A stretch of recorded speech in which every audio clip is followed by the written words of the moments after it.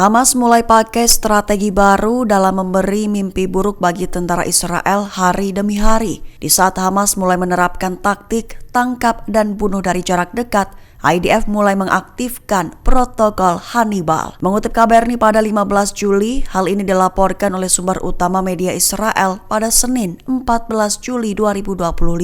Lebih tepatnya dilaporkan bahwa seorang tentara Israel tewas dan 3 lainnya terluka parah, terkhusus dalam insiden keamanan yang disebut sulit di zona timur kota Gaza. Merujuk di tengah laporan adanya upaya penangkapan satu di antara tentara selama bentrokan terjadi.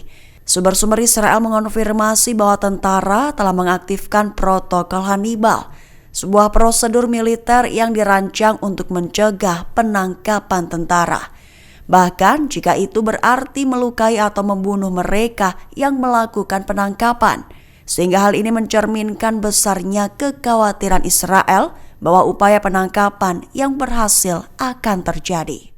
Taktik perang baru yang dipakai Hamas kagetkan tentara Israel. Terbaru, target utama Hamas adalah markas komando utama IDF di zona Khan Younis yang kini telah hancur lebur. Mengutip Tribun News pada 15 Juli, hal ini dilaporkan dalam pernyataan resmi Brigade Qassam, saya bersenjata Hamas pada Minggu 13 Juli 2025. Diumumkan bahwa Hamas telah melancarkan 2 serangan terpisah terhadap pasukan IDF pada hari sebelumnya. Pertama, Hamas menargetkan markas komando dan kontrol Israel di daerah Keizan al-Najjar, selatan kota Khan Younis. Senjata yang dipakai adalah dengan peluru mortir. Kedua, Al-Qassam menyerang sebuah tank Israel dengan alat peledak rakitan di sebelah timur lingkungan Al-Zaitun di selatan kota Gaza. Adapun taktik baru Hamas ini adalah mengincar para personel IDF untuk ditangkap. Diklaim bahwa Hamas kini ingin memiliki sandera baru yang bukan dari kalangan warga sipil melainkan personil IDF. Sehingga taktik baru Hamas dengan tangkap dan bunuh IDF membuat tentara Israel was-was. Perang Israel dengan Suriah kini telah dimulai. Di lokasi pertama adalah zona Suwaidah. Bentrokan sengit terjadi hingga tembakan artileri dan mortir diluncurkan. Mengutip Al-Mayadin pada 15 Juli, hal ini dilaporkan oleh seorang sumber lokal dengan tanpa disebutkan namanya. Lebih tepatnya, dikatakan olehnya bahwa pesawat tempur Israel telah melancarkan serangkaian serangan udara pada Senin 14 Juli 2025. Menargetkan faksi militer yang terkait dengan Kementerian Pertahanan Suriah yang baru di pedesaan selatan Suwaidah. Serangan itu secara khusus menargetkan konvoi dan pertemuan pasukan di sepanjang jalan strategis yang menghubungkan desa Al-Mazrah dengan kota Suwaidah, di mana menjadi tempat faksi-faksi yang berafiliasi dengan pemerintah Suriah dilaporkan telah bergerak dan maju. Menanggapi aksi tersebut, Menteri Keamanan Israel Yisrael Katz menyatakan bahwa serangan itu sengaja dilakukan sebagai pesan dan peringatan jelas bagi Presiden sementara Suriah Ahmad al-Shara. Sekaligus menegaskan tindakan itu bertujuan untuk mencegah ancaman yang muncul di perbatasan utara. Menteri Luar Negeri Iran Abbas Araghchi memperingatkan Perdana Menteri Israel Benyamin Netanyahu, menegaskan bahwa pihaknya telah melatih lebih dari 100 pasukan elit khusus untuk melakukan misi penting. Mengutip Tasnim pada 15 Juli, peringatan ini dilontarkan Araghchi lantaran Netanyahu menuntut Iran menghentikan produksi rudal berjangkau 480 km. Araghchi menyindir Netanyahu yang pernah menjanjikan kemenangan di Gaza namun justru menghadapi kegagalan besar militer, serta terkait ancaman surat penangkapan internasional dan melonjaknya jumlah anggota Hamas. Araghchi juga menyoroti ambisi Netanyahu terhadap nuklir Iran, menyatakan bahwa meski akademisi Iran dibunuh, ratusan murid terlatih yang kini jadi pasukan elit siap menunjukkan kemampuan mereka. Araghchi menuduh Netanyahu tetap arogan meski gagal mencapai tujuan perang.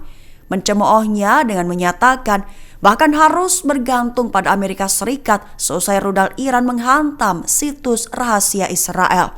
Tak sebatas itu, ia juga mempertanyakan sikap Netanyahu yang mendikte Amerika Serikat soal perundingan nuklir dan menyindir adanya pengaruh Mossad di Gedung Putih.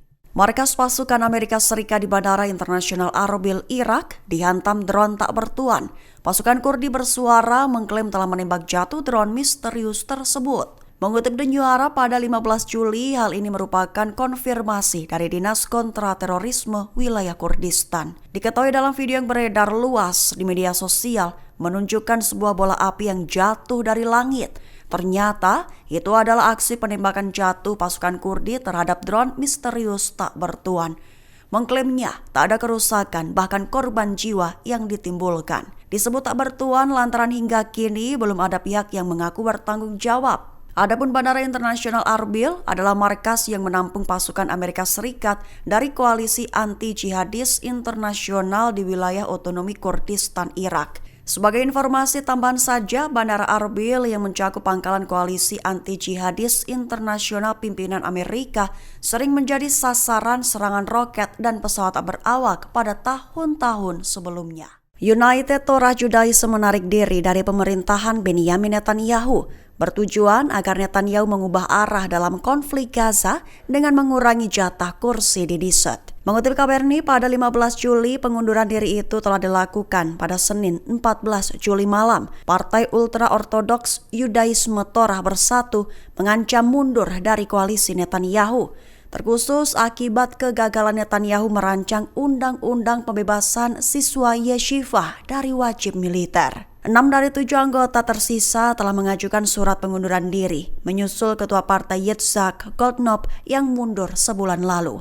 Langkah ini membuat koalisi Netanyahu hanya tersisa 61 kursi dari total 120 di Knesset. Namun masih belum jelas apakah partai ultra-ortodoks Shash akan ikut. Dehel HaTorah menyatakan keputusan diambil setelah pemerintah dianggap mengingkari janji yang menjadi syarat utama saat bergabung dalam koalisi akhir 2022. 3 tentara IDF tewas dan 1 lainnya terluka parah akibat tank Israel meledak di Gaza Utara. Mengutip The Times of Israel pada 15 Juli, hal ini diumumkan oleh pihak militer Israel pada Senin 14 Juli 2025. Dilaporkan bahwa ketiganya bertugas di Brigade Lapis Baja ke-401 Batalion ke-52. Menurut penyelidikan awal, IDF dilaporkan berada di dalam tank yang terkena ledakan di Jabalia, Gaza Utara. Awalnya IDF menduga tank tersebut terkena tembakan RPG Hamas. Namun beberapa jam setelah insiden, militer semakin yakin bahwa ledakan itu mungkin disebabkan oleh peluru yang tidak berfungsi dan meledak di dalam turret. Militer mengakui masih melakukan penyelidikan lebih lanjut atas insiden tersebut. Adapun ketiga korban tewas berpangkat sersan. Mereka adalah Shoham Menahim 21 tahun dari Yardena, Shlomo Yakir Shrem 20 tahun dari Efrat, dan Yuli Faktor 19 tahun dari Rishon. Kepemerintahan Presiden Amerika Serikat Donald Trump mengumumkan tentang pengiriman senjata baru ke Ukraina, menjadi pertanda bahwa hubungan Amerika Serikat Rusia mulai retak. Mengutip NDTV pada 15 Juli, keretakan mulai diperlihatkan Trump sejak beberapa hari lalu, tepat setelah ia mendeklarasikan akan mengirim senjata baru ke pihak Ukraina. Padahal Ukraina adalah musuh bebuyutan dari pemerintahan Vladimir Putin. Sehingga persahabatan Trump dengan Putin kini telah mencapai titik terendah, tetapi mungkin belum berakhir. Dilaporkan dari sumber utama, Trump yang telah berjanji untuk mengakhiri perang Ukraina dalam sehari setelah kembali ke Gedung Putih, mengatakan ia kecewa terhadap Putin, di mana yang terus menyerang Ukraina seolah-olah percakapan telepon kedua pemimpin tidak berarti apa-apa. Trump menyatakan bahwa dirinya tidak ingin menyebut Putin sebagai pembunuh, namun menganggapnya sosok yang tangguh. Menyentilnya dengan menyebut bahwa Putin telah terbukti selama bertahun-tahun dan mampu menipu banyak orang. Download Tribun X sekarang, menghadirkan lokal menjadi Indonesia.